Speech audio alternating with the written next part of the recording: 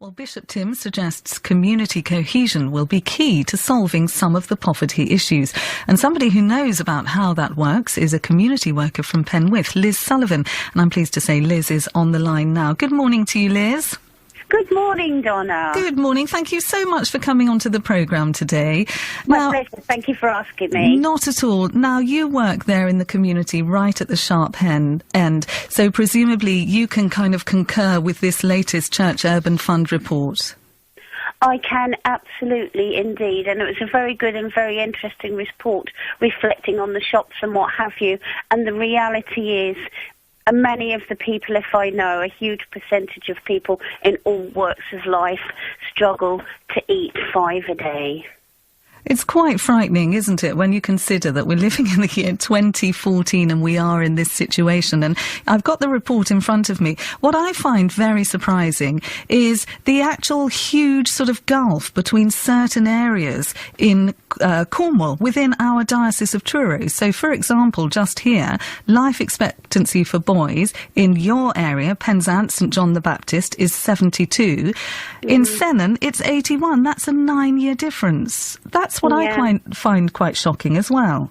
I must admit, I'm shocked by that, and I think, as one person said, many areas are more desirable as holiday resorts than others, and by the very mere fact that Sennan is somewhere that it's much more expensive to live, it would indicate that people with a lot more money can afford to look after themselves more well. Yes. So they will live longer. It is shocking. Yes. Tell us about some of the work that you do then, Liz. I mean, as I say, you're right there in the middle of it, trying to bring the communities together. The very name of your group, Whole Again Communities, is what it's about, is what Bishop Tim is trying to sort of say we need more of, isn't it? Well, absolutely. I was made redundant myself, and literally to enable me to eat well enough, I was eating soup.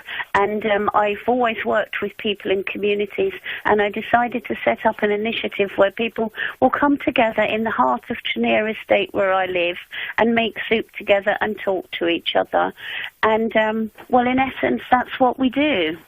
And it's shocking that how many people really, really struggle to afford. They want to have nice trainers for their children because society say you have to dress in a certain way, yet people I know well will live on pasta and pesto or pasties, which nothing wrong with pasties, or something cheap that they can buy each day of the week, rather than they're just not able to afford the variety of fruit and vegetables that we need to eat to be healthy. Yes, and that, of course, when you're living like that, to a certain extent, day in, day out, for, the foreseeable future, that also has a knock-on effect to your mental health, the way you can't enjoy your life, can you, for example? You have nothing to look forward to.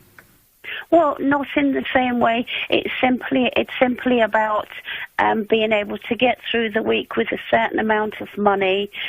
Somewhere like Iceland, for example, many people don't have a car, and if they do, it's hard to afford to put petrol into it. They'll get a delivery from Iceland, and I'm not criticising any individual stores, so they have packet foods, and people are aware that it's better for them to eat more healthily. It's just too difficult for many people to do it without support. We do find, though, by bringing people together and looking at simple, delicious recipes like soup, people can think about growing their own food. They can think about shopping in the lovely local markets, making their money manage better, and feeling better about themselves and feeling more part of their local environment. Certainly. And I mean, you've been working on lots of projects like that, haven't you? Positive ideas for skills and employment, because the report also highlights a lack of qualifications among people. Yeah, and the thing is, many people who live in areas that are traditionally deprived haven't accessed conventional education, don't feel like it's for them, for whatever reason, don't feel that they're welcomed within that or part of it, and they want to get involved in things. They're more likely to get involved in things that are happening in their own locality that don't make them feel like it's tied to a qualification. It's a great way to engage with people on their own doorsteps. Start conversations with lovely, ordinary people and to get them to become involved. I think there's an absolute wealth of potential with people within communities to work with other organisations and stakeholders and churches together, and you name it, to develop those skills and to develop local